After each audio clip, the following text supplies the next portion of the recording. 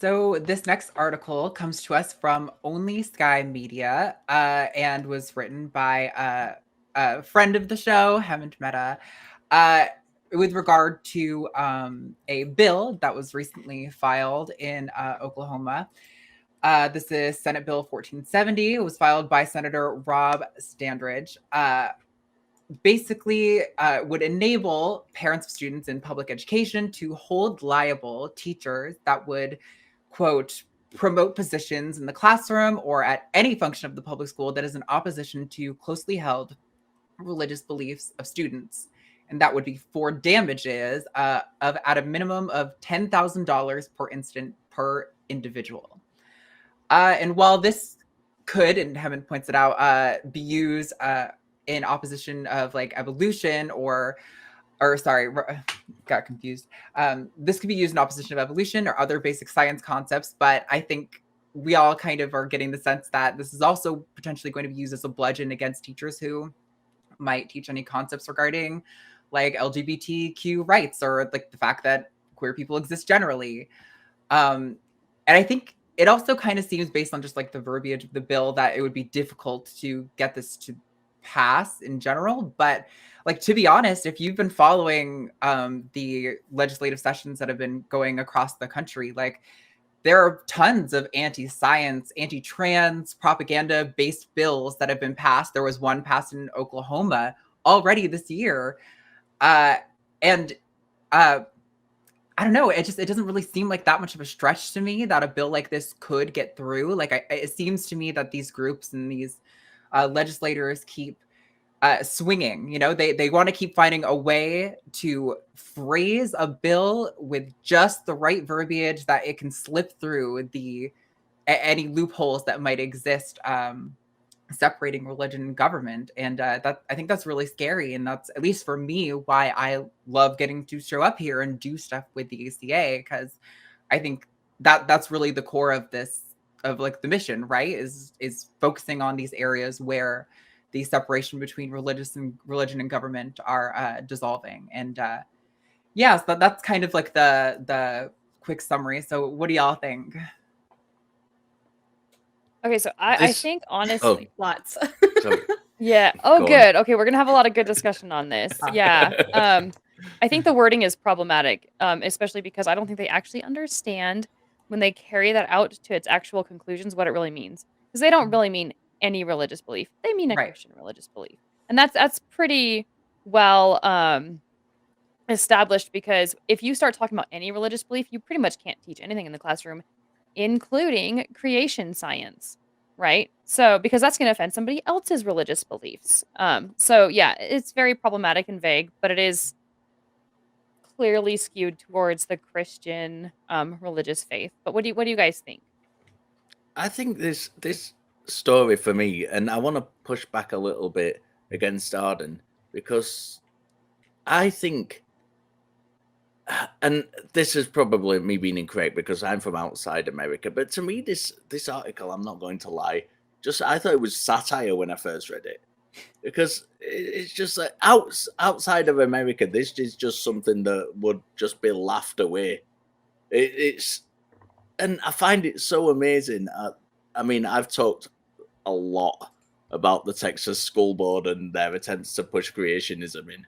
And I think this has overtaken that as my favorite attempts from Christianity to kind of manipulate America.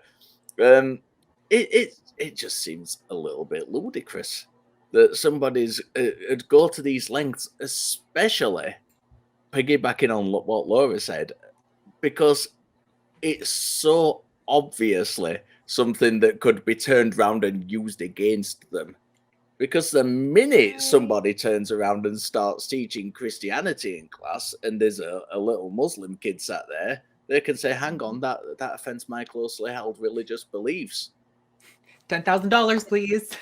Yeah, it seems very poorly thought out in that way. That's what I was thinking too. Like the wording of it too. Like anything that what did it say? Contradicts or it offends anything in opposition. to closely held religious beliefs. How are they going to measure this? How are they going to go about this? Like to do with multiple, I mean, obviously in a pluralistic like group, there's going to be lots of different kinds of beliefs there, but how do you measure whether it was a deeply held belief? And what if the person's just a casual Muslim or what, you know, whatever it is? Like this is like the most bonkers claim, or I mean, bill that they're trying to put forward here. And also like the victims in this, if it were to go through, it's obviously the teachers, for one thing, like having to put that pressure on teachers to try to like manage that. That seems like a ridiculous thing to try to have the teachers to do. Or I think it was like the compensation, or sorry, the charge would come, it has to be out of the personal pocket of the offender, I believe. So if there's any GoFunding, so say somebody were to say something, heaven forbid, that opposes someone's deeply held belief, the offender would have to pay for the bill up to $10,000 out of their pocket, and they can't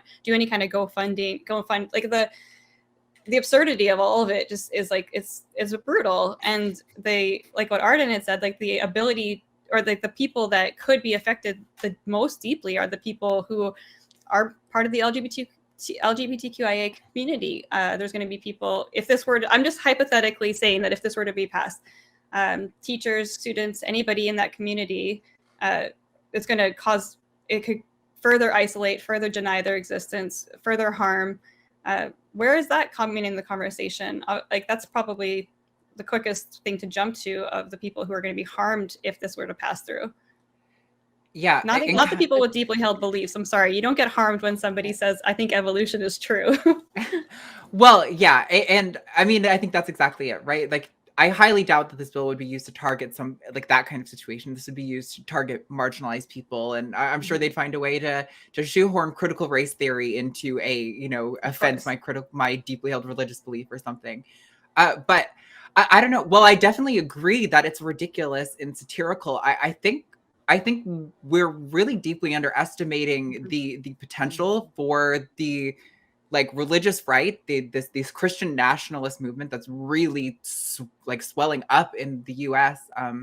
To affect change, because between like the abortion bills in Texas and all of this like anti-LGBTQ discrimination that's being like attempted to be legislated across states, like it really is prevalent. And when you're looking at like the midterms coming up, right, like one of the things that they consider a significant predictor for like how we can expect an election to go is the generic congressional ballot polls. And right now there's like a big sum of all of them, and they're all pretty much pointing towards Republicans having a pretty significant win in this coming election, which is scary. I think people should really be like afraid when they're seeing these bills even be drafted. Like, sure, it's probably not going to get passed, maybe in this session, but you know, if there's a landslide win in the midterms, like who's to say in 2 years at the beginning of the legislative session, a bill that's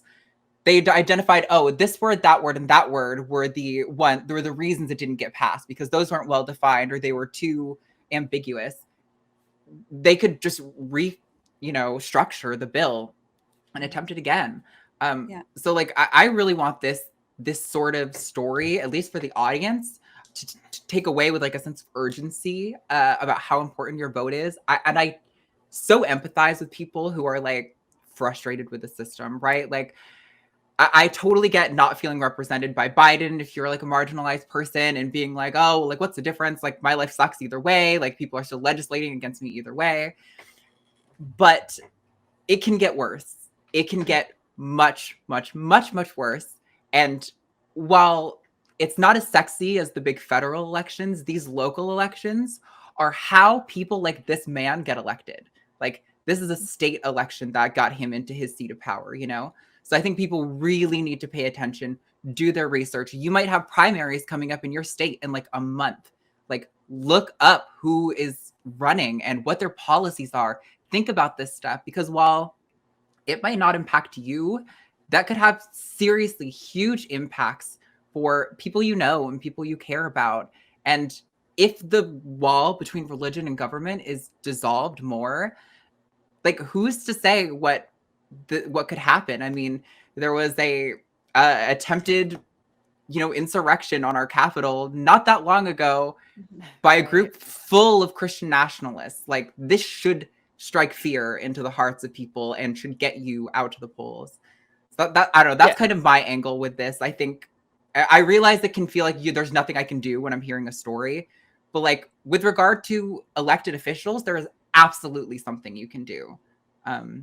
So yeah, that's my absolutely. That's my Not go to mention vote other thing. ways you can get active. Yeah, no, I love that message. Like this article actually scared me and was more concerning to me than all the other articles. This was the one that I thought was the most telling of what our political and religious atmosphere is like today. Because you're right, it's probably not going to pass right away. It's a multi-pronged approach by religious people to pass multiple laws in multiple states that limit public schools' ability to teach information versus religion, right? And so this sets a scary precedence if you think about it, of what can and cannot be taught.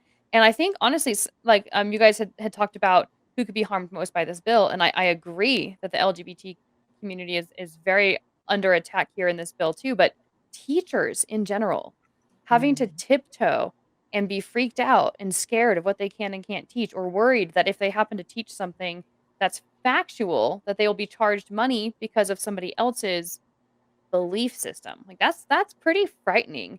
And the fact that this is even being attempted really speaks to the atmosphere that's going on right now, and how under attack our public school system is, which I think is interesting because they'll talk about Christianity as being under attack and how they're persecuted and how Christians aren't safe to be Christians, and yet they're threatening everybody else for just here's what science says and here's what we can determine is true. Oh, you're attacking my belief system, right? So it's a little bit it's a ginormous contradiction, and it's very frightening. Yeah, and regarding my wife's a teacher, and that was one of the things that sprang out to me, like the kind of enormous pressure that it would put teachers under, and the bill said that, like, it's not just a case that they'd be charged $10,000; it's a minimum of $10,000 per incident per individual, and that's just like, that must be overwhelming if you're a teacher, especially if you're a teacher of something that these kind of people oppose, that these kinds of people, that religious people might find like does offend their things like evolution. And that's, you've got to be thinking as a teacher, this frightens me. And as much as I think from an outside perspective it is kind of satirical, I totally take on Arden's point that the real danger in this is that it's been suggested, and if it's rejected, it will be taken away and reworked, because we've seen that time and time again with the Texas school board. I know this is Oklahoma, but with the Texas school board, that is exactly their tactic. They submit it. When it doesn't work, they resubmit it with a slightly amended wording. So that is the real danger of this. Sorry, go ahead. Oh no, I know there's a delay, so sometimes we can talk over each other. Yeah, it's tricky. Yeah, but I think Erin started first, so I want to give her an opportunity to speak. I just wanted to reiterate from both Richard and Arden and Laura, but like I'm also not American, but if I've learned anything over the last few years is that we shouldn't take any of this lightly, because I think that the Christian nationalists that are grouping together and making these things happen, they are not joking around. And I think that to not take it seriously and to not cause it to stir up your own activism to try to get out there and affect your local government, like, we need to take it seriously, even if it sounds really stupid to us. Yeah, not to mention how things spread from one country to another, right? Like some of the hard Christian nationalism that we were hearing in America, we're now hearing all the way up in Canada as well. Hey, like, so it spreads. We had QAnoners in Ottawa for the last week and a half. It's honking their horns and pooping on things. It's not just an American problem. Definitely, it's something that I care very deeply about. Not just because I have so many friends in America, in the U.S., because it does trickle down and affect everybody that has any kind of relationship with the United States. So yeah, we just need to take it seriously.